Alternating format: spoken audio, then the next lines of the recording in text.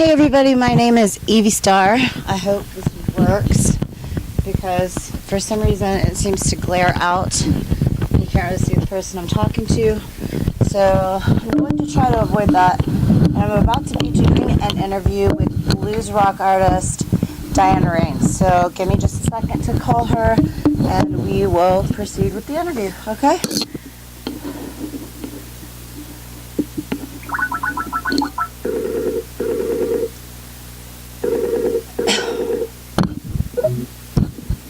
Hello. Hi. How are you? I'm good. How are you? Good. You look gorgeous.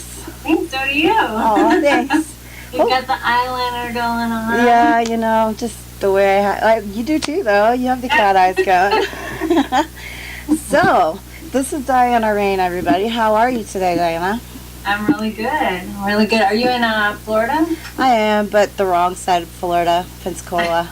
Yeah, the opposite side of the fun, but it's all good. You're actually from Romania originally? I am. I was born there and we came to America when I was 3. Do you speak any Romanian, or was that kind of a little... I do. I don't have an accent in English or anything, but my parents speak it to me. I talk back in English. My grandparents spoke it to me. So I never lost it, which is good. I'm glad I didn't. But I mainly talk in English. Just goes to show, though, how powerful it is when you're that young and you still remember what everybody was saying to you. Yeah. So that's pretty cool. Yeah. So for those of you who don't know Diana, you're a bluesy kind of artist, which I really dig. I find your voice fascinating, which brings me to the fact that you love Sirens, which I do too. I think that's really badass. What attracts you to them? Probably their mystery, their beauty, their ability to lure men to their doom. I love it. Like, I actually got mad at someone because in their song they say, "Screaming like a siren," and I'm going, "Sirens don't scream. Sirens don't scream. That's a banshee." It's just those little things, you know, when you know, like, about mythology. Is there any other creatures mythologically that you love? Who else? I don't know about mythologically, but I love vampires. Oh, who doesn't? I think that's pretty... My grandmother was born in Transylvania, and that's where the whole Vlad the Impaler thing happened. So I always feel like maybe I have some kind of, genes, DNA coming from that side. But it's not like real, obviously not real vampires. But yeah, there's just the mystery and this... a darkness that I can identify with. Absolutely. I'm a pretty happy person, but doesn't I like mean we're not dark side. underneath. So Diana, tell me, were you self-taught or did you take lessons? Both. I originally self-taught and started my whole music career in Chicago. Self-taught for the most part. I took a couple of lessons, but I was not very disciplined back then. Who is when they're young, you know? Yeah. They actually nicknamed you like the 6-string Siren, which I think is pretty cool. Yeah, some fans did. Like, just recently, since I've been playing lead guitar, I've been playing for 2.5 years. I was like, okay, I gotta buckle down. If I wanna play lead guitar in this lifetime, I'll get a teacher, keep me accountable. So I got a teacher in 2013 and took lessons with her for a year and have been playing 2.5 years, like lead-wise. Nice. Yeah, you're kind of unique because you're a solo artist, but yet you are part of the Papermoon Gypsys. So how do you identify? Do you consider yourself a solo artist or part of the band or both? I mean... The timing is interesting because my album came out May 20th, and I was looking for a band, and I met Kenny Big Daddy Williams, who had put Papermoon Gypsys on hold for a while after he put out an album too, like a year prior, but it just didn't work out for them and their formation. So he put it on hold, and then I met him. I was looking for a band. He was looking for someone to be the vocalist, and he got an added guitar player. That's awesome. Yeah, So I met him like at the end of May, like maybe 2-3 weeks after my album came out. So I did consider myself a solo artist. I don't think I'll ever stop being a solo artist, but it sure feels good to be a part of a band that's helping my music come to life. Absolutely. How do you differentiate between the two identities, being a solo artist and being a part of Dan Reins and the Papermoon Gypsys? That's a good question, because I haven't totally figured it out yet. That's why I'm asking. I'm like, I mean, right now with my album, that's the vehicle that's keeping my identity as a solo artist alive, since it's very new. It's called Long Road, right? And it just came out in May. Yeah, it's called Long Road. But now we're gonna start working on an album together, me and Kenny. So that's gonna be a Papermoon Gypsies thing. So I mean, I guess it's gonna ebb and flow. Such is life. Yeah. Do you expect it to be a little bit more bluesy on the countryside, more rockish? Like, what can you tell us about what's happening in the studio with you guys, as far as ideas and conceptual? Well, Kenny and I just started working together as far as songwriting, and we are trying to we both have influences in the blues rock genre, so it's either going to be some traditional blues and also blues rock. Awesome. Yeah. You know, it's actually fascinating that you do, I keep going back to the Siren thing, but because your voice is like Siren, you have such a fascinating, really cool tone that you can be rockish, but your voice still sounds like a lullaby. And very few people are able to do that. Lacey Sturm is one of the only other females I know that can do that. Who is that? Lacey Sturm from formerly Flyleaf. Oh my gosh, I don't know who she is, but now I'm curious. She's the only female solo or rock artist to ever get nominated for anything. Like she was the first to go #1 with her single. And she just went solo. She was the singer of Flyleaf. Now she has her own solo Lacey Sturm band. And I gotta tell you, you guys have a lot in common as far as like your vocals, and you could write a Lullaby CD. And actually, you know what, I actually brought that up with Lacey, and Amy Lee just did it. So maybe you should consider it, because it seems to be, now that it's out there in the universe, coming to pass where everybody's doing that kind of deal. And you have, like I love, I do like that there's like a soothing quality in my voice, and I know in the blues people are more used to maybe like a husky, like drink whiskey and smoke all day kind of voice, but that's just not me. So at some point in my career, I was at odds with it, but now I've come to embrace it. Because like people have compared me to Emmylou Harris too, and I absolutely love her. So I'm good now. Apparently, when I was a kid, I keep being told when I was like 2 or 3 that I was Loretta Lynn. I just was Loretta Lynn, you know, Loretta Lynn, and it was Loretta Lynn. You asked me my name, and I would go, I'm Loretta Lynn. I don't know what it was. Her and Crystal Gayle, that whole old school, you know, dark-haired country girl thing. I was in an acting class, and I did 2 scenes from the Loretta Lynn movie. Well, she did Sweet Dreams, which is about Patsy Cline too. She was in that movie, but then there was a movie about her, and of course her and Johnny Cash, which is like the ultimate love story. Right. But yeah, I like loved embodying her, because she's just so fun, and that's like one of the only scenes that I did really well. Oh, I thought so. How do you separate your everyday personality from obviously the beast that you've come on stage? Not in a bad way beast, but you know, this mythical beast that just takes your breath away. Yeah. Like how do you function like that? Your persona, your alter ego, I suppose.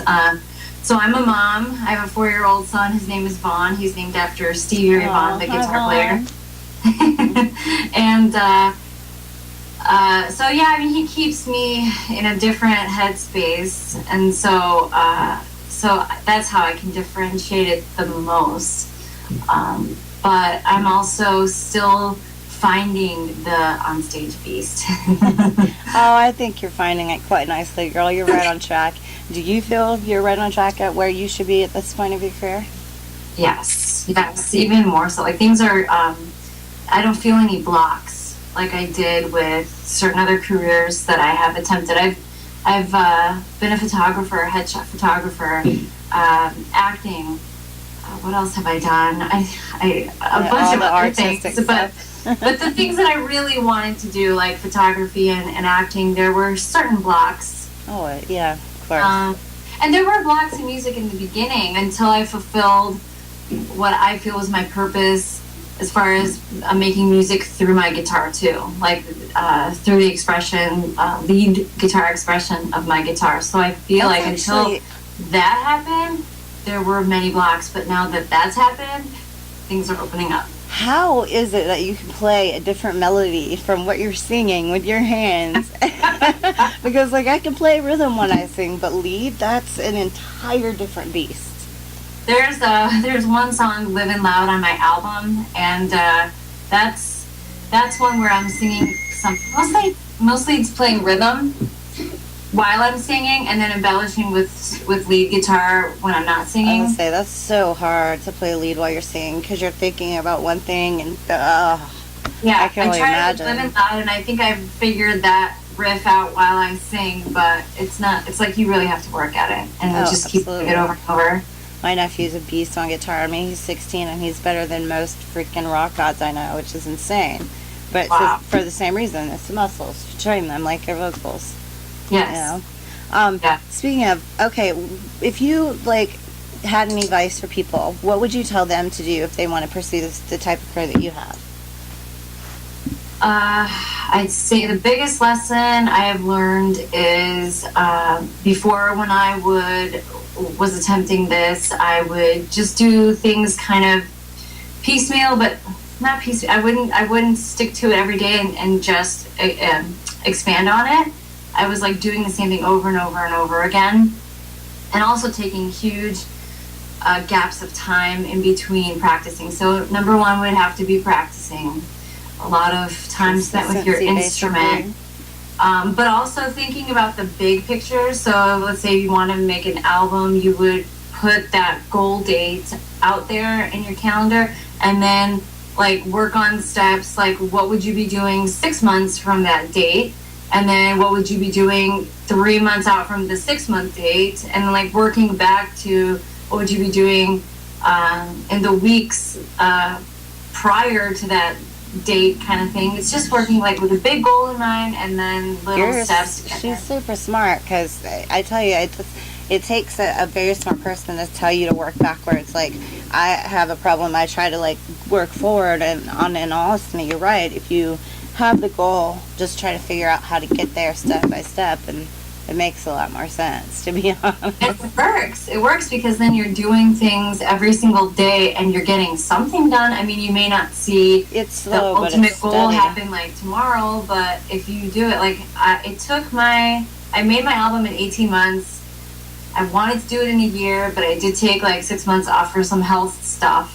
So, and getting my amp made, and I just really wanted to be certain about the stuff that I was going to be playing, like lead wise. So I took some time, but I feel it was just well laid out. But I couldn't have done it if I didn't have my to-do list and working backwards. That's really awesome. I think that's really fascinating advice. Do you guys have any tour plans to support the new album? So right now, when we play shows, we play some of my songs and some of the Papermoon Gypsy songs from their album that they put out called Papermoon Gypsys, and also cover songs, like blues cover songs. I bet you do a great Atlanta Miles. What's that? I said I bet you do a great Atlanta Miles. Yeah. Gotta add that. That's a great one. Yeah. So we are talking to some bookers, and we're going to try and close out the season here in California, and then work on touring next year. Awesome. Well, I hope you get to come to the east side, or I get to come out west, whatever the universe has in mind for us. Yeah. Love to plot some stuff out and even go to Chicago, because that's my hometown. And yeah, you moved right from Romania to Chicago, and now you're based out of LA. So you're kind of like me. You just kind of bounced around a little bit growing up. It helps adapt to everybody, though, doesn't it? Like, does it help you? Like, you can kind of fit in and kind of see what people are like anywhere. Yeah, I kind of sucked like, at the time, but now I could be a gypsy if I really wanted to be. Like, I could love too. I experiencing- promise. Yeah, I know exactly what you mean. Is there anybody that you would like to say hi to or say thank you or anything like that? There's a few people actually that come to mind. My publicist Doug, who is amazing, Yes, and hi he- Doug, and thank you for Doug this. Deutsch. He works super hard for me every day. He totally watches my back, and he's consistent and protecting- persistent ttoo. and like, he's persistent. He is. That's a very good quality though. Like you can't get anywhere without persistence. No. And Kenny Big Daddy Williams, who I joined with and merged with the Papermoon Gypsys, because he's been in the business for a long time. He's got great experience. He's teaching me the ropes, and we're, learning from each other. And it's just great to collaborate with an artist that you vibe with, Oh, and I his bet. wife, Kimberly, she's amazing. Awesome. And most of all, my husband and my family and my son, because, most people in the industry might be like, oh, she's got a son, like she's not gonna be able to do much. She can't tour, she can't They do don't it. know how much a woman can do. That's right. And with my support system, I get to do awesome things, and I feel really fortunate because I get to be me. That's a badass thing to be able to be. I believe you me. Yeah. I'd love to be able to be me every day and get paid for it. It would be great. Yes. Well, Diana, Yes. thank you so much. And Doug, thank you. And thanks Thanks to so much. everybody who are watching. This will be on EvieStarMusic, SRO Mag Inc., and Banks Radio Australia. So you'll be able to see the video and an audio version for people to replay at will. Awesome. I will share it. And if I could give any other artist advice, it's really utilize social media. Get out there, because at shows you might see maybe you'll have 10 to You have 100 no people, idea who's but paying on social attention. media, Facebook Live, all that stuff, you can get thousands. So work it. Oh yeah, Work it. absolutely. So that's great advice. Well, thank you, Diana, and you enjoy the rest of your day, beautiful. You too. Thank you so All much. right. It's great meeting you. You too. Take care. Bye. Bye-bye. All right, that was Diana Rein.